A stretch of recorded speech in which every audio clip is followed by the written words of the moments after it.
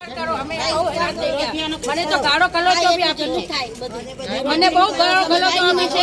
હવે મને મારી છોકરી માટે કેટલું હવે બોલી ગયા છે, હું રાત ટાઈમે જોઉં છું પણ મારો નિર્ણય કોઈ દિવસ નહીં આવતું। હવે બી એને મારા છોકરાને મારવા આવ્યા હતા તોય હું માફ કરી દીધું સાહેબ। આવું કેવી રીતે નિકુંજભાઈ ના અને રાજુભાઈ ના તો કેટલી બધી ગાળો સાંભળવી પડે છે, કેટલી ગંદી ગંદી ગાળો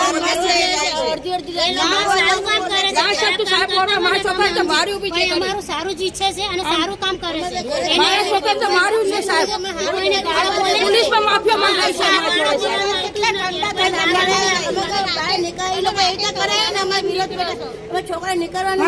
મકાન નહીં મળતું, 3 મહિના ભાડું આપીને મકાન નહીં મળતું સાહેબ, તો હું હવે કેન્સલ થઈ, કાલ સદાનગર તે પાછળ આવ્યા। આજ મને કેટલું ભાડું આપી છે સાહેબ, જેવું ફાવે એવું બોલે છે।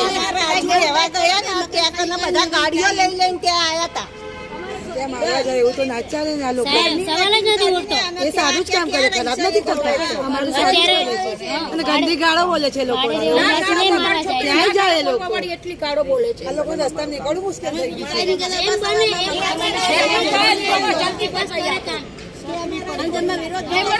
તોડી નાખી, કેમેરા તોડી નાખી, મારા ઉપર વિરોધ આજે મને ગાળો ના માટે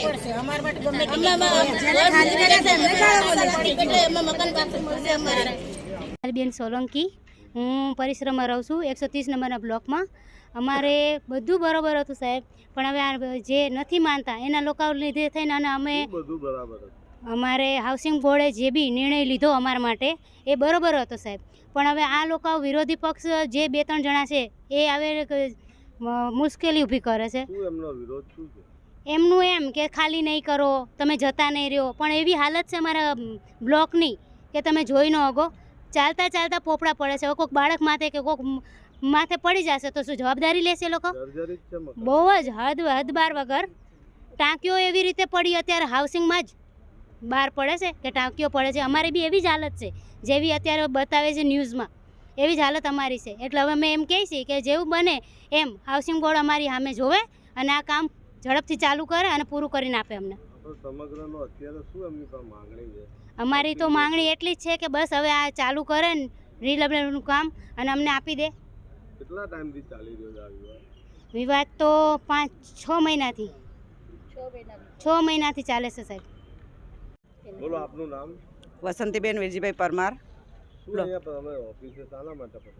અમે એના માટે પધારીએ છીએ સાહેબ કે અમારે જે રીડેવલપમેન્ટનું કામ છે એ અત્યારે રોકાઈ ગયું છે। અમારા વિરોધી પક્ષ અમુક ઊભા થયા છે, જે પહેલાં બધા જોડે હતા, હવે અમુક અલગ પડી ગયા છે। તો અમે તો પોઝિશન અમે આપી દીધું, મકાન ખાલી કરી નાખ્યા છે, તો હવે અમારા લોકોનું શું? એટલે જેમ બને ત્યાં સુધી અમારું કામ જે ઝડપી પતાવો તો સારું। મારું નામ મનુભાઈ કુદરભાઈ પંડ્યા, હું અહીંયા પરિશ્રમનગરમાં રહું છું, બરાબર।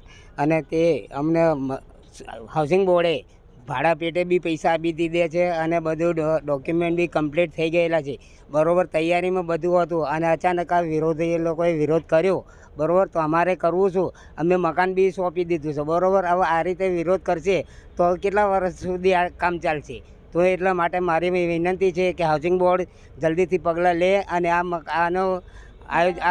પ્રોગ્રામ પૂરો કરે જલ્દી જેમ બને।